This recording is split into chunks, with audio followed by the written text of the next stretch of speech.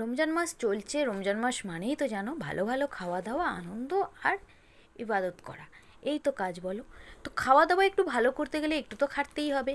তো আজকে তোমাদের সঙ্গে শেয়ার করব দারুণ স্বাদের একটা স্ন্যাক্স, যেটা দেখেছো দেখতেই কিন্তু দুর্দান্ত। সঙ্গে যদি শসা আর এইরকম পেঁয়াজ দিয়ে সস দিয়ে খাওয়া হয়, জাস্ট জমে যাবে জানো, জাস্ট জমে যাবে। সুন্দর ইফতারের পরে যদি এইরকম সব খাবার দাবার চলে, সত্যি মোটা হওয়া থেকে কে আর আটকাই বলো। তো চলো কি তৈরি করেছি, কি জিনিস সবটাই তোমাদের সঙ্গে শেয়ার করব। তো খেতে দারুণ হয়েছিল, এটুকু তোমাদের অনেস্টলি বলতে পারি। তো তোমরাও অবশ্যই কিন্তু ট্রাই করো, জাস্ট দেখে চলে যেও না। আর পারলে আমার চ্যানেলটিকে সাবস্ক্রাইব করে আমার পাশে থেকো আরও এরকম সুন্দর সুন্দর ভিডিও পাওয়ার জন্য। তো এটি কীভাবে তৈরি করেছি, কী জিনিসটা কী থেকে হয়েছে, চলো সেটাই শেয়ার করি। এটি তৈরির জন্য আমি নিয়েছি দুটো কাঁচকলা। দুটো কাঁচকলাকে দেখো, কাঁচা কলাকে খুব ভালো করে খোসা ছাড়িয়ে জল দিয়ে পরিষ্কার করে ধুয়ে নিতে হবে।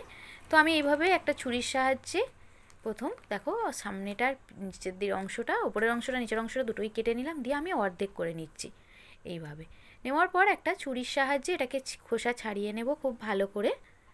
তো খোসা ছাড়িয়ে নিচ্ছি এই যে এই ছুরিটার সাহায্যে, দেখো এইভাবে একটু খোসা ছাড়িয়ে নিয়ে আমি এটিকে স্লাইস করে পিস করে নেব। মানে সিদ্ধ করার জন্য এগুলো করছি, জাস্ট শুধুমাত্র জল দিয়ে এটিকে সিদ্ধ করে নেব। তোমরা চাইলে অন্য শেপেও কাটতে পারো, তো আমি এইভাবেই করেছি। দেখেছো কাঁচকলাটা পুরো খোসাটা কিন্তু ছাড়িয়ে নিতে হবে, নীল মানে সবুজ অংশটা একটুও রাখলে চলবে না, তাতে কিন্তু এটা একটা কষা ভাব থাকে, সেই ভাবটা লাগবে। তার জন্য আমি দেখো একটুও সবুজ অংশ রাখছি না, পুরোটাই খুব ভালো করে ক্লিন করে নিচ্ছি খোসাটা। নেওয়ার পর আমি এই যে একটাকে 4 পিস করে করে নিয়েছি, দেখেছো কতটা পাতলা পাতলা করেছি। তোমরা চাইলে 2 পিস করে করে নিতে পারো। দেন জলে দিয়ে একটু সিদ্ধ করে নিয়েছি। সিদ্ধ করে নেওয়ার পর দেখতে দেখেছো কেমন সুন্দর হয়ে গেছে, মানে কতটা সুন্দরভাবে সিদ্ধ হয়েছে। এরপর চলো একটা এটিকে খুব ভালো করে ম্যাশ করে নিতে হবে। তো আমি এইভাবে একটা চামচের সাহায্যে এটাকে ম্যাশ করছি। তোমরা চাইলে যে কোনো কিছু দিয়ে খুব ভালো করে এটাকে ম্যাশ করে নেবে, মানে একটুও দলা পাকানো অবস্থা না থাকে। তো দেখো কতটা সুন্দর হয়ে গেছে। দেন চলো একটা বাটিতে আমি এটা তুলে নিয়েছি। এর মধ্যে আমি কী কী অ্যাড করবো সেগুলো একটু দেখিয়ে দিই। নিয়েছি পেঁয়াজ কুচি, ধনিয়া পাতা কুচো আর লঙ্কা কুচো, দেখেছো। তো এগুলো একে একে এর মধ্যে মিক্স করে দেব। এই যে দিয়ে দিলাম একে একে, খুব ভালো করে এটাকে আগে মেখে রেখেছি। দেন দিয়ে দিলাম পেঁয়াজ কুচি, দিয়ে দেব লঙ্কা কুচি, আর যে ধনিয়া পাতা রেখেছিলাম সে ধনিয়া পাতা কুচি। তোমরা চাইলে আরও বেশি পরিমাণে ধনিয়া পাতা অ্যাড করতে পারো। দেন এরপর বিভিন্ন মশলা অ্যাড করব। তো ফার্স্ট আমি এর মধ্যে অ্যাড করে দিচ্ছি টমেটো সস।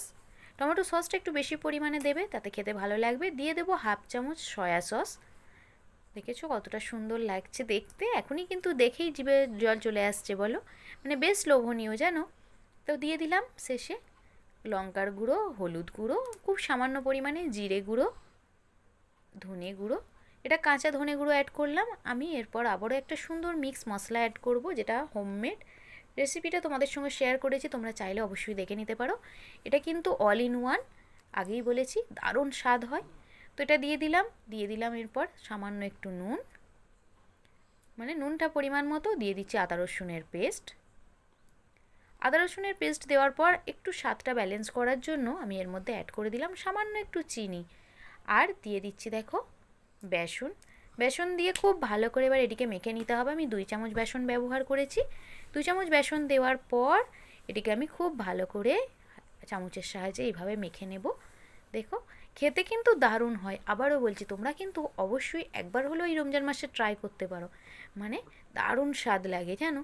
তো দেখো খুব ভালো করে মেখে নেওয়ার পর আমি উপর থেকে একটু তেল দিয়ে আবারও মেখে রেখে দিয়েছিলাম। তেলটা দেখো উপরে ছিল, তো প্লেটটা তো একটু তেল মাখিয়ে নিয়েছি, নিয়ে হাতে একটু তেল দিয়ে জাস্ট এইভাবে শেপ করে নিচ্ছি। আমি একটু ওভাল শেপের করব, তোমরা চাইলে রাউন্ড শেপও করতে পারো। দেখো কতটা সুন্দর হচ্ছে। এইভাবে ওভাল শেপের মধ্যে আমি এটা রাখবো, রেখে একটু চ্যাপটা করে দেবো। দেখো দেখেছো কতটা সুন্দর হয়েছে। তো সবগুলো অলমোস্ট রেডি হয়ে গেছে। দেখিয়ে দিই তোমাদের আবারও খুব ভালো করে। দেখো দেখতে কতটা কিউট কিউট হয়েছে, দেখেছো। সত্যি দুর্দান্ত কিন্তু খেতে হয় জানো। তোমরা কিন্তু কাঁচা কলা কে কীভাবে খেয়েছো জানি না, বাট এইভাবে একবার ট্রাই করতেই পারো, তাতে কিন্তু দারুণ স্বাদ লাগবে জানো। তো চলো এরপর আমি এগুলোকে গরম তেলের মধ্যে জাস্ট ফ্রাই করে নেব। দেন চলো গরম গরম তেলের মধ্যে দুটো করে দিয়ে জাস্ট একটু ডিপ কালার করে গোল্ডেন ব্রাউন কালার যখন হয়ে যাবে সেইভাবে ফ্রাই করে প্লেট আউট করে নাও। দেখবে দারুণ স্বাদের মোচার চপ বা মোচার কোপ্তা, যেটা দেন সুন্দর করে একটু প্লেট আউট করে নাও। প্লেট আউট করে সুন্দর করে ডেকোরেশন করলে দেখবে এর স্বাদ কিন্তু আরও দ্বিগুণ বেড়ে যাবে। আবারও বলছি, যে কোনো খাবার দেখবে একটু সুন্দর করে ডেকোরেশন করলে তার স্বাদ কিন্তু সত্যিই দ্বিগুণ বেড়ে যায়। তো তোমরা চাইলে এইভাবে সুন্দর করে একটু ডেকোরেশন করে নাও।